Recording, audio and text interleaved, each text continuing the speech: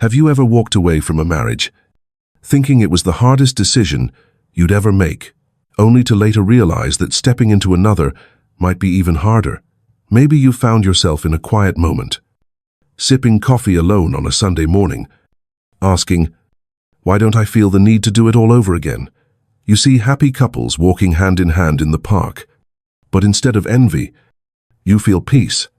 There's no urgency, no longing, just a steady comfort in your own space. If that resonates with you, you're not alone. Across the United States, a growing number of men over 45 who have experienced divorce are quietly choosing to remain single, not out of bitterness, but by choice.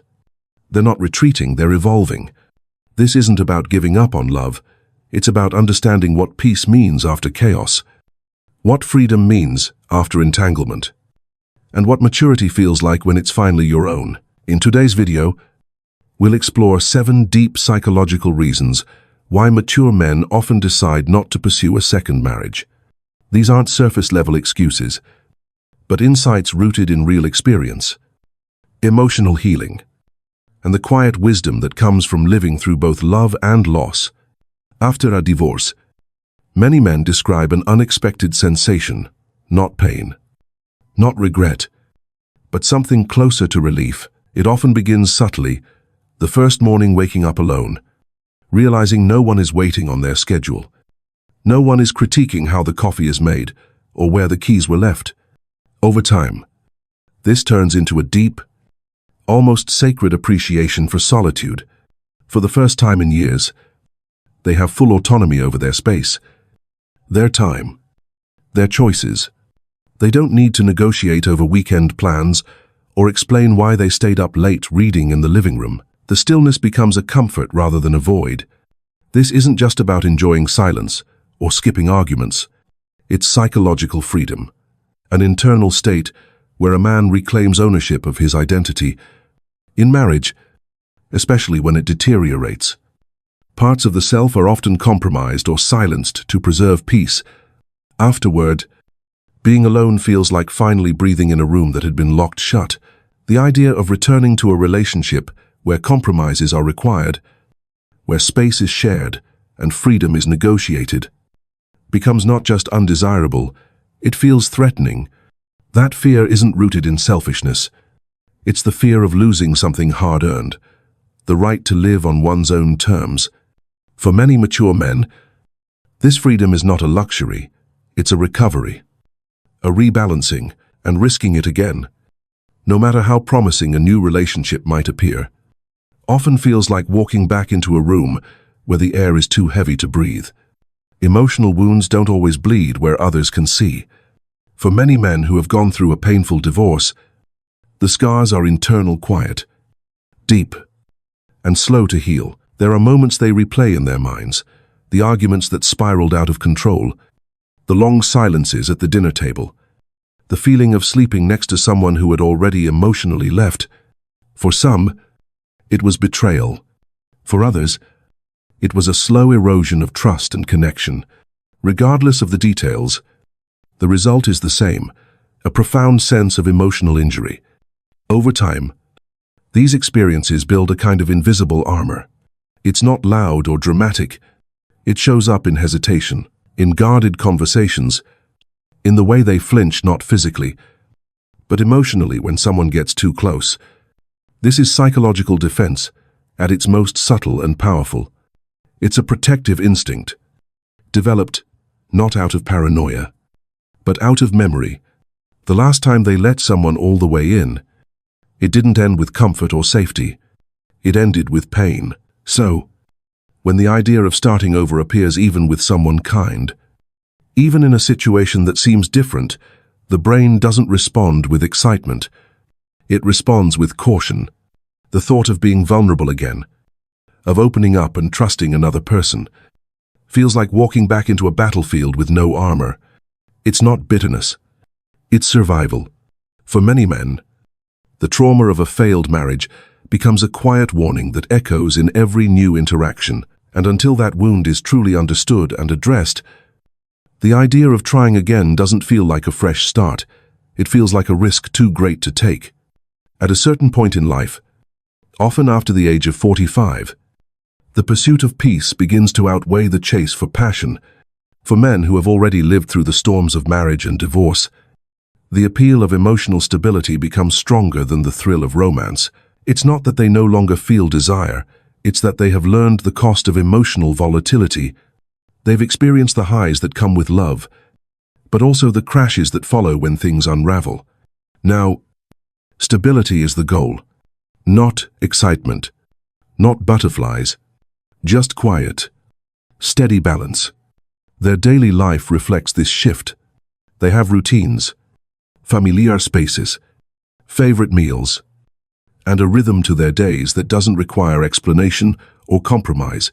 There's comfort in knowing what to expect, in waking up in a home arranged to their liking, in choosing how to spend their evenings without discussion or negotiation. The mental clarity this provides is not minor, it's essential. Psychologists refer to this as emotional homeostasis, a state where the mind is balanced, undisturbed, and energy is conserved. New relationships, even promising ones, often bring change. They introduce new dynamics, new personalities, and new demands. For a man who has fought hard to reclaim his internal peace, even the suggestion of disruption can feel overwhelming. So he stays where he is within the boundaries of his comfort zone, not out of fear, but out of wisdom. He's learned that peace is not something to gamble with. And at this stage in life, peace is not just a feeling, it's a decision. For many men, divorce doesn't just end a relationship, it rewrites their financial reality. The process of separating lives often comes with a harsh financial cost, dividing assets, selling property, negotiating alimony, and in some cases, years of ongoing financial obligations. What was once a carefully built foundation, savings, investments, retirement plans can feel like it's been dismantled piece by piece. Even after the legal process is over, the financial aftershocks linger. There's a sense of starting over, but without the same time or energy to rebuild. This experience creates a lasting imprint, what some might call financial trauma. It's not just about losing money, it's about losing security, control, and trust in the stability of future planning. So when the idea of remarriage arises, it's rarely viewed through a romantic lens. Instead, it's evaluated like a risk assessment. Will this put me back into a situation where I lose control over what I've rebuilt? Will I be expected to take on someone else's financial needs? Will the same pattern repeat? These aren't abstract fears. They're based on real consequences already lived through. At this stage, most men value their economic independence fiercely. They've spent years reclaiming it, budgeting carefully, and setting boundaries. Remarriage, no matter how well-intentioned, represents a possible threat to that balance. The idea of shared accounts, new liabilities, or even simply having to explain financial decisions to someone else, again can feel suffocating. So they hesitate, not because they're greedy or emotionally closed off, but because they've learned through experience that financial stability is fragile, and protecting it becomes more than just a priority, it becomes non-negotiable. Over time, perspectives shift. For many mature men, especially those who have experienced the emotional and legal complexities of marriage, the institution itself begins to lose its traditional appeal. They no longer see marriage as a necessary step toward happiness. Instead, they view it as one of many possible arrangements, no longer the default, no longer the goal. In earlier years, marriage might have symbolized success, stability, or social acceptance. But after a divorce, and with the clarity that age often brings, many begin to question those old assumptions. Why does love need to be certified by a legal document? Why must intimacy be tied to contracts, courts, and shared ownership? For these men, relationships become more about connection than convention. They may still desire companionship, but not at the cost of their autonomy. This evolution in thinking reflects a broader cultural shift. The deconstruction of marriage as an absolute value has opened the door for more personalized definitions of partnership, A committed relationship without legal ties now feels just as valid, sometimes even more honest. It offers space for emotional connection without the pressures of obligation or institutional expectation. For these men, the choice to remain unmarried isn't a rejection of love. It's an embrace of freedom, the freedom to define their lives on their own terms. And at this stage, freedom is no longer just a preference. It's part of who they've become. For many divorced men, especially those with children, the decision not to remarry is deeply tied to the emotional landscape of fatherhood. Even when children are grown and living independently, the sense of responsibility remains. They think carefully about how their choices will affect their sons and daughters, not just practically, but emotionally. Introducing a new partner into the picture can feel like stirring waters that have only just begun to settle. There's an unspoken fear that a second marriage could cause strain or discomfort in the family dynamic. What if the children feel replaced? What if they reject the new person entirely? Even worse, what if they quietly pull away, unsure of how to express their disapproval? These are not hypothetical worries, they are rooted in years of navigating the delicate balance between being a father and being an individual. Some men also feel a lingering sense of loyalty to the original family structure. It's not about wanting to go back, but about honoring what once was. The memories of birthdays, school drop-offs, and shared holidays still carry emotional weight. Starting a new chapter with someone else can feel, in a subtle way, like leaving those memories behind or rewriting them in a way that doesn't sit right. There's also guilt. Even in the absence of blame, many fathers carry a quiet burden about how divorce affected their children. The idea of creating a blended family brings with it uncertainty. And for men who prioritize peace and stability, that uncertainty is a deterrent. They aren't afraid of commitment, they're afraid of disruption. So they choose simplicity. They stay present for their children. They avoid emotional entanglements that might pull them in two directions.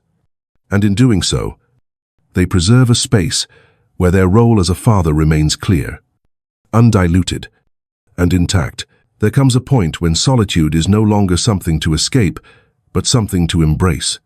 For many men who have gone through the complexities of marriage and divorce, single life evolves into more than just a status. It becomes a lifestyle, one shaped by clarity, choice, and deliberate self-respect. They wake up when they choose, travel without negotiation, and fill their days with pursuits that reflect who they are now, not who they were expected to be. Whether it's hiking along quiet mountain trails, taking up woodworking in the garage, or reading for hours without interruption, these men find joy in the rhythm of their own lives. They've learned how to nourish themselves physically, emotionally, intellectually, without needing constant validation or companionship.